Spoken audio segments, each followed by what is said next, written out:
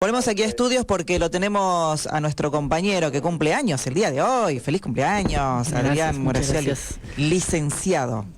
Así que, bueno, un año más. Un año más. O un año menos. O un año menos, depende cómo uno lo vea, ¿no? Como, sobre todo para un economista, viste, que hacen ahí todas las cuentas tan detalladamente. Como uno lo vea, un año más, un año menos. Ajá.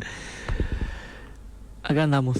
¿Bien? ¿Qué tal Bien, el bien. cumpleaños? No, bien, bien. Viste que cuando uno cumple años siempre hace como un balance y dice, bueno... ¿Sí? Todavía no me tocó. ¿Todavía no? No, Bueno, está muy temprano todavía. Muy temprano todavía, está bien. Está hermosa la mañana hoy, ¿eh? Sí, la verdad que es un hermoso Linda para día. participar. La verdad que hace varios días, excepto el frío, hace un par de días, pero la verdad que es muy lindo. Bueno, hace rato que no lo veíamos, Adrián, así que excepto por el día de su cumpleaños, no sé por dónde comenzar. Ahí hablaba Ibáñez sobre la importancia de la audiencia que toca una cuestión económica y fundamental. La verdad que hace de un tiempo atrás era impensado que 5 provincias, digamos, se reúnan y los ejecutivos... Y hagan un reclamo a la... Y hagan un reclamo a la Administración Pública Nacional. Y ante la Corte Suprema de Justicia por la violación de un derecho. Que un derecho que se traduce en obra para mejorar la calidad de vida de las personas. Digamos, la eliminación unilateral y por decreto del Fondo Sojero significó un gran perjuicio para las finanzas públicas de las provincias, de las 23 provincias de la Ciudad Autónoma de Buenos Aires, y también para los municipios, porque era un fondo que generaba empleo, que hacía obra pública, que permitía mejorar, digamos, los municipios o las estructuras municipales. Y la verdad que de un día para el otro desaparecerlo genera un gran perjuicio. Y a mí me parece muy loable, realmente loable, la posición de estas provincias. Fundamentalmente, y se destaca, digamos, a nivel nacional la posición del gobernador de Formosa, de la provincia de Formosa, como Estado federal, de no ceder ante lo que nos corresponde por un derecho, que es tener el dinero que necesitamos para llevar adelante las obras de infraestructuras necesarias para, como decía el doctor Ibáñez, necesitamos rutas, necesitamos gasoductos, necesitamos acueductos. Yo pregunto, ¿no? Porque muchas veces se dice, no, porque en Córdoba tal cosa, en Córdoba hay fábrica, en Santa Fe hay fábrica, en Buenos Aires hay fábrica. Está bien, pero ¿hace cuánto que Córdoba, Santa Fe y Buenos Aires tienen gas natural? Claro. ¿Hace cuánto que Córdoba, Santa Fe y Buenos Aires tienen todas sus rutas pavimentadas? ¿Hace cuánto que Córdoba, Santa Fe y Buenos Aires tienen energía eléctrica de calidad y cantidad suficiente? El Estado Nacional a Córdoba, Santa Fe y Buenos Aires hace 100 años le construyó gas natural, energía eléctrica, pavimento, y a nosotros no. Claro. Hace 64 somos provincia. Desde el 95 tenemos un modelo provincial. Desde el 2003, la primera vez que nos dan bola desde Naciones, desde el año 2003. Entonces, nunca nos vamos a poder poner en un pie de igualdad con las provincias del centro argentino si no tenemos las mismas condiciones. Es lo mismo que vos a un chico cuando tiene 6 años, a uno le mandás a la escuela, le comprás los libros, el cuaderno, y a otro no le mandás a la escuela, no le comprás los libros, no le da el cuaderno. Y cuando tienen 10 años le decís, él sabe leer y él no sabe leer. Y claro, si no tuvo las mismas posibilidades. Es cimentar las edades. Desde el 2003, cuando el Estado Federal le empieza a dar bola a Formosa, digamos, hay un proyecto político que arranca en el 95, que dice, bueno, estas son las bases de nuestro desarrollo, porque la verdad que hasta el 95 no había base de desarrollo en Formosa. Después del 95, hoy recordaba la subsecretaria Parola, ese discurso del Paipa, el 15 de septiembre del 96, ahí hay un gobernador por primera vez en la historia que dice, estas son nuestras bases de desarrollo. Claro. Para esta base de desarrollo necesitamos esta obra estratégica. Y se empiezan a hacer, obviamente, en un contexto de un gobierno neoliberal, como el que había en los 90, con el 98% de la coparticipación endeudada, debiendo 3 sueldos, debiendo el aguinaldo, con 143% de deuda sobre el presupuesto total. Con ese contexto se empezaba a gestar diciendo, bueno, este es el rumbo. Cuando en el 2003 tuvimos otro tipo de gobierno nacional que nos dio bola, bueno, tuvimos un despliegue mucho más interesante. Y eso se cortó en el 2015, cuando teníamos que terminar la autopista, el gasoducto y el acueducto. Claro. Bueno, eso se terminó. Entonces, no solo se terminó eso, por una, digamos, evidente discriminación hacia Formosa, sino que además le sacan el fondo sojero a los municipios.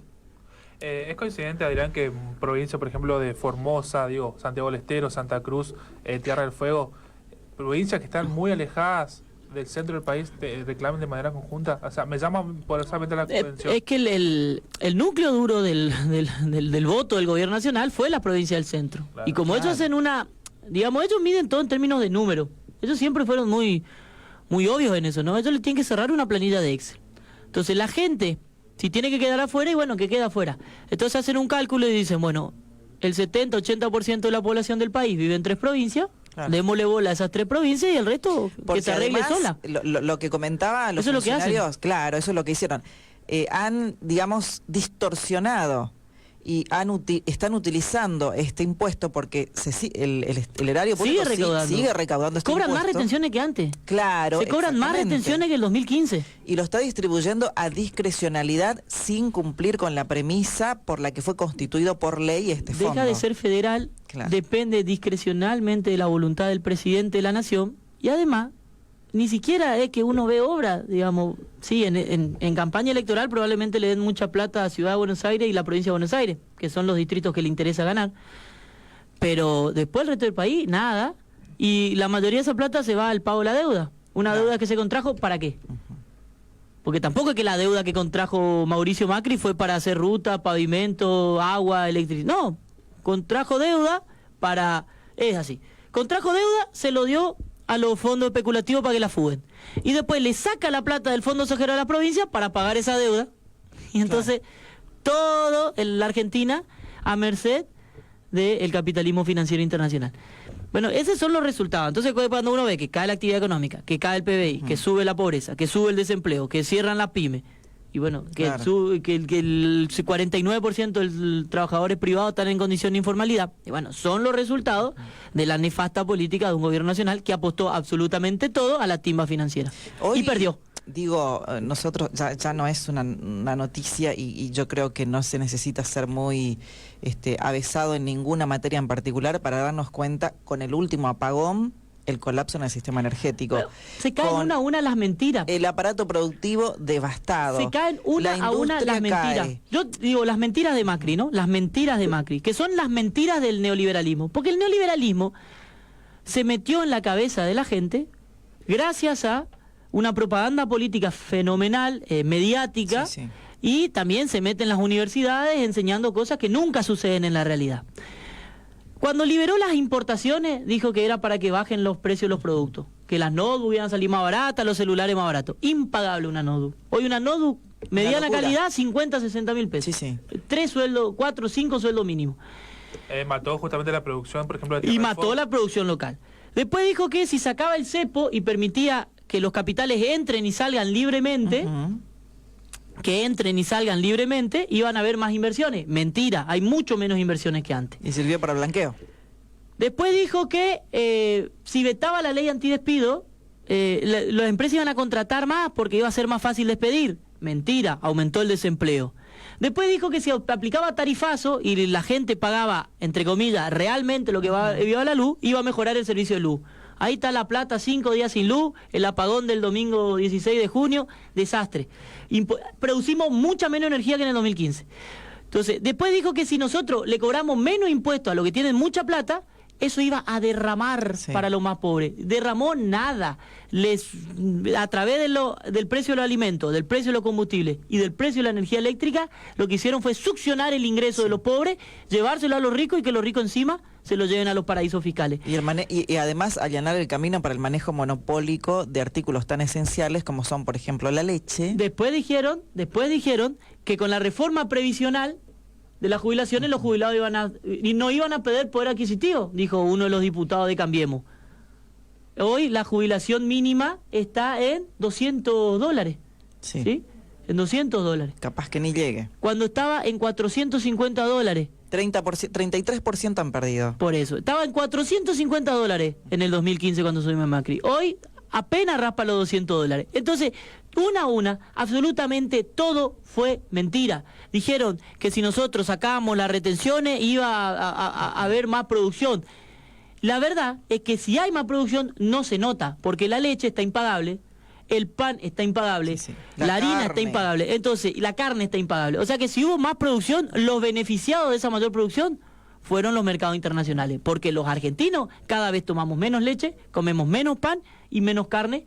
De hecho, uno de los datos más impactantes de este gobierno es la desocupación más alta del 2006, la inflación más alta del 91, el porcentaje de deuda PBI más alto del 2002. Comemos menos carne que en el 2001, menos leche que en el 2001, menos pan que en el 2001. Todos los números son un desastre. Ahora, y son un desastre porque todas las políticas son para beneficiar a los ricos. Y nos siguen mintiendo con que profundizando este camino vamos a andar mejor. Pero además hoy con una receta directamente del FMI. Volvimos al FMI. Y es más, en estos momentos Duhovne está en las tierras del norte porque están viendo ya preelección y poselección qué es lo que va a llegar a pasar y porque quieren blindar, como ya lo han hecho, la economía como para asegurarse, entre otras cosas, el pago de la deuda. Claro, pero lo que están haciendo además es una aberración, porque el FMI es muy irresponsable lo que está haciendo el FMI, no tiene ningún criterio técnico, la verdad que da vergüenza Es una complicidad. lo que está haciendo el FMI, y no ponen la cara porque saben que están haciendo algo que es total y absolutamente contrario a los mismos preceptos que el FMI mantuvo desde el año 1944 cuando se fundó. No fue creado para esto. No le pueden prestar plata a un país para que financie la fuga de capitales. El FMI le presta plata a un país siempre, desde el Bretton Woods, 1944, post Segunda Guerra Mundial. El FMI le presta plata a los países cuando los países están hiperendeudados y le presta el FMI para que cumplan con sus obligaciones de deuda con los otros acreedores. Es la primera vez en la historia que el FMI le presta tanta plata a un país. Es la primera vez en la historia que el FMI le sigue prestando plata a un país después de que no cumple con ninguno de los objetivos planteados en los acuerdos. Y es la primera vez en la historia que el FMI le presta plata a un país para que financie la fuga de capitales y mantenga el tipo de cambio. Y lo saben. O sea que el país tenía una deuda que era impagable. El FMI le dio plata y ahora tiene una deuda más grande y menos plata que antes para pagar esa deuda. Porque está usando todo el préstamo del FMI para financiar la fuga de capitales y tratar de mantener el dólar en 44 para ganar las elecciones. Ahí me quería detener, una complicidad Adrián. política del FMI. Es impresionante. Hay una complicidad política del FMI, que seguramente el jefe del FMI le está diciendo lo que tiene que hacer, para tratar de mantener a Macri en el poder. Para mantener a Macri, para mantener el tipo de cambio. Esto, yo te pregunto, porque hoy lo hablamos con Aldo. Aldo me comentaba, el porcentaje de interés a plazo, 53% me decías, Sí, ¿no? anual. El plazo fijo. El plazo fijo. Sí, pero el plazo fijo que pueden... ¿Quién tiene hoy capacidad de ahorro? Claro, eso es lo que ¿Quién puede poner 20, 30, 40 mil pesos al 50? Porque, digo, es una muy buena tasa para el que tiene capacidad de ahorro. Pero el 70% de la Argentina no puede poner 20 mil pesos en un plazo fijo. Y el aparato productivo, digamos... Claro, para pagarte 50% a vos, el banco le está cobrando al que pide un crédito 100%. Claro. Entonces, primero, ¿quién pide un crédito? Los que no le alcanza. Entonces, los que no le alcanza están pagando 100% de interés para que el banco le pague 50 a los que le sobra. Es una especie de Robin Hood al revés. Le estamos sacando a los pobres para darle a los ricos. Ese es el modelo y se nota en todos los indicadores. Y se nota, y el Fondo Sojero es un ejemplo más. Le estamos sacando a los municipios. Estamos sacando a Ingeniero Juárez, le estamos sacando a Tartagal, le estamos sacando a Choel, le estamos sacando a los municipios para dárselo a los banqueros que están fugando plata. Entonces es una especie de hood robin, o sea, le sacan a los pobres y le dan a los ricos. A ver, ayer salió otro indicador, la concentración del ingreso. El 10% más rico, 26 veces más que el 10% más pobre. Eso estaba en 22, creció un 20% la desigualdad en la Argentina. Un 20% creció la desigualdad en la Argentina. Hay más pobres y son mucho más pobres que antes. Claro. Entonces, el problema es que en economía no solamente hay que medir la foto, sino las tendencias. Porque no es que vos decís, bueno, tenés 30%. Porque una cosa es decir, Cristina tenía 25. Claro, pues Cristina arrancó con 50. Entonces, la tendencia era para abajo. Tenía 25, pero venía de 50 y venía bajando. Macri tiene 35, pero arrancó de 25, o sea que la tendencia es para arriba. Entonces lo importante en economía son las tendencias. La tendencia es, desempleo sube, pobreza sube, indigencia sube, crecimiento baja, inflación sube. Actividad industrial. Todas las tendencias son malísimas y van a continuar porque las causas son las políticas. No es que le salió mal, que tuvieron mala suerte, que hubo tormenta, que llovió mucho. Eso es todo mentira. Hubo intencionalidad. Claro, porque hay gente que ganó mucha plata con esto. Hay gente que ganó muchísimo dinero gracias a las políticas públicas de Mauricio Macri. Entonces, cuando a nosotros vamos a la corte como provincia, lo que le estamos diciendo es, los formoseños tenemos el derecho de tener los fondos que nos permitan desarrollarnos como provincia. Y que otra más de las mentiras que se instalan. Dicen, no, porque esto es plata de la nación, porque hay coparticipación. La coparticipación no es plata de la nación. ¿Qué es la coparticipación?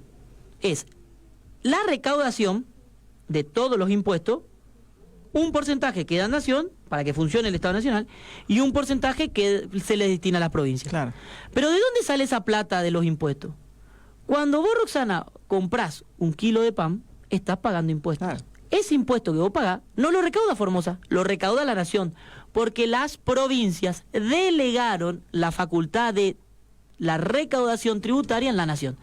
Los dos impuestos más importantes que recauda la nación son el IVA y el impuesto a las ganancias. Claro. Y eso lo pagan los formoseños. Cuando un formoseño compra un chicle, está pagando IVA. Cuando compra un kilo de yerba, está pagando IVA. Entonces, el impuesto del formoseño que recaudó la nación y después le volvió a mandar a la provincia. Entonces, cuando uno dice que la coparticipación es plata de nación, puede haber un sector que desconozca, porque no es obligación de todos saber, pero hay otro sector político que sabe que esto es así y que intenta confundir porque quiere mentir, que es parte de los argumentos retrógrados que utiliza generalmente la oposición local para cuando quiere cuestionar la aprobación de los presupuestos provinciales. Como por ejemplo ayer que se aprobó la cuenta inversión, o sea, la rendición del presupuesto del año pasado se aprobó.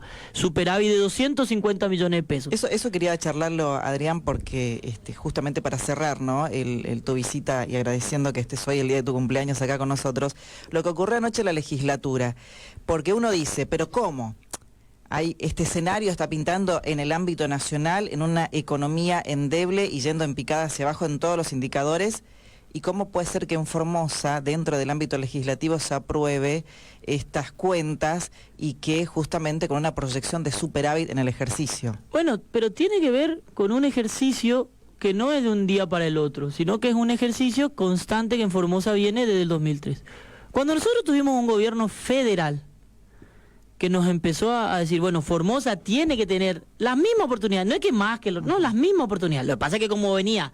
Nunca le dimos bola en 100 años, bueno, vamos a tener que compensar eso y después poner un pie igual. Claro. No es que la provincia dijo, bueno, listo, ahora despilfarramos. No, hubo un criterio de razonabilidad fiscal aplicado por el gobernador Infran de decir, bueno, tenemos que ahora, que por fin un gobierno federal mira a Formosa, tengamos superávit. No gastemos todo, guardemos. Se empezó a guardar. Cuando guardamos lo suficiente dijimos, che, paguemos la deuda. Así Formosa ya no le dé más plata a nadie. Y después que pagar la deuda es mucho más fácil todo. Porque ya no es que parte de tu plata, che, tengo que pagar los intereses. Entonces, ese superávit fiscal y esa decisión trascendente, yo creo que una de las decisiones políticas más inteligente y beneficiosa para la historia de Formosa fue pagar la deuda. Permite que después del 2015, 2016, 2017, cuando empiezan a flaquear los recursos nacionales, y por una cuestión de la macroeconomía, también los recursos provinciales, porque hay menos actividad económica, menos recaudación. De todas formas, como no hay un peso de la deuda, uno puede seguir acomodando las cuentas. Entonces sigue habiendo superávit. Pero no es un superávit a partir de financiar como de financia Nación. Porque de Nación también dice, tenemos equilibrio fiscal. Claro, pero no hay vacuna. Claro. Le echan a los científicos del CONICET. Claro, así cualquiera tiene superávit, ¿no? Pero ese no es el superávit que sirve. El superávit que sirve es el superávit que cuida cuenta, pero sigue inaugurando escuela, que otorga 42% permite aumento salarial. Todas las obligaciones. Que vos cumplir, o sea, porque primero está la gente, y después está el número.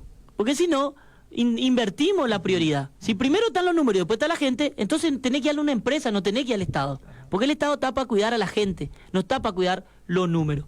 Para cuidar a la gente es necesario cuidar los números. Pero el presupuesto, el superávit, es un medio para lograr el objetivo de cuidar a la gente. Y no al revés, que el superávit fiscal es un medio para el objetivo primordial del Estado de cuidar a la gente. Y no un fin en sí mismo. O sea, el superávit no es un fin que se puede lograr a causa del sufrimiento. Eso está mal. Brutal. Lo que está bien es utilizarlo como un medio para lograr el objetivo de todo Estado, que es cuidar a su población. Y esto lleva tranquilidad, todo lo que sucedió ayer ahí en la legislatura y los datos, los números, este superávit en las cuentas fiscales provinciales. Llevan tranquilidad, sobre todo teniendo en cuenta el panorama adverso que se ve a nivel nacional y en la administración pública provincial, en una continuidad tal cual como se está dando ahora de los recursos y gastos administrativos, entre ellos los sueldos. Pero bueno, a ver, nosotros se pagaron los sueldos el jueves y uno ve que hay un movimiento comercial y que se recupera, digamos, la actividad comercial, porque no solamente cobraron, sino que cobraron con un 17% de aumento adicional. En la aprobación de anoche, además de la cuenta de inversión, se bajaron los ingresos brutos en algunas actividades, fundamentalmente en la primaria, afectada por la lluvia. Entonces, cuando vos tenés superávit, el sector comercial se beneficia de los aumentos salariales. El sector productivo se beneficia de los beneficios impositivos que le otorga el Estado provincial, porque tiene superávit, porque tiene espalda. Formosa tiene espalda, pero esa espalda se la consigue con una administración, digamos, y con una conducta que se tiene que permanecer en el tiempo. Entonces sería muy preocupante. Yo hacía, ¿no?, este análisis cuando venían las elecciones. Yo sabía, bueno, todos los formoseños sabíamos que el gobernador iba a tener un contundente respaldo, ¿no? Pero en un ejercicio uno dice, mira si viene un irresponsable y agarra Formosa. Sí. El desastre que haría. Imagínate que vos darle Formosa a un tipo irresponsable significa darle una provincia totalmente desendeudada con superávit fiscal. ¿Sabés cómo puede venir tipo Macri a revolear deuda por todos lados? Y dentro de 3 años le debemos plata a medio mundo. Claro, no se puede poner en juego eso. Claro, no costó muchísimo a nosotros tener la provincia que tenemos. Por eso hay que cuidarla. Se pierde la tranquilidad. Yo creo que el formoseño entiende eso y por eso 71% Gildo Infran. Creo que hay un entendimiento ahí de todo lo que nos costó, digamos. Pero me parece que va por ahí. Entonces, vuelvo a decir, lo de la legislatura ayer es muy importante porque da previsión de la continuidad de un proyecto político que tiene condiciones económicas favorables en un contexto macroeconómico muy desfavorable. Es importante porque se muestra cómo cuando se utilizan bien, digamos, cuando se administra bien, se pueden hacer frente a situaciones difíciles como, por ejemplo, vuelvo a decir, el contexto macroeconómico, pero la cuestión de las lluvias, por ejemplo. El empleo público, 17% de aumento, digamos. Todos la estamos pasando peor que en el 2015, eso no hay ninguna duda. Ahora, con un 42 es más fácil que con, por ejemplo, no sé, Salta 28. Un 16. Claro, imagínate si en vez del 42 te hubieran dado 16% de aumento. Eso lo dieron en Salta. Pero el Salta el año pasado dieron 10 y el año anterior dieron menos. Entonces, cuando uno mira a Formosa en los últimos 4 años, 16, 17, 18, 19, Formosa dio 200% de aumento. 200% de aumento. Si uno compara un empleado público, compara el sueldo de 2019, el que cobró en junio del 2019, con el que cobraba en diciembre del 2015, cobra 3 veces más. Claro. Ese 3 veces más es lo que le permite paliar la inflación. Y es lo que por ahí nos olvidamos, ¿no? Tener perspectiva. A veces nos olvidamos, a veces se tiran mitos. Si uno compara, el de Nación, 2 veces más nomás. Y el de Formosa, 3 veces más.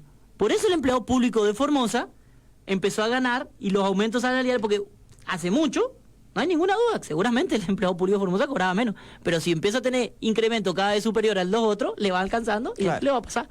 Y le pasó. Porque cuando uno mira los datos, le pasó. Hay gente que se enoja con lo que uno dice. Pero bueno, hay que mirar los datos. Los datos que están en información oficial. Formosa tiene mejores sueldos que el promedio de las 10 provincias del norte argentino. Y anoche quedó reafirmado que esto va a tener continuidad y se va a sostener, que creo que es lo más importante. Creo que eso es importante. Bueno, te dejamos ir a festejar el cumple. Bueno, muchísimas gracias. No, por favor, gracias a ustedes. Gracias, y bueno, que tengan un feliz feriado y fin de semana. Todos. Esperamos la semana que viene. Dale, gracias.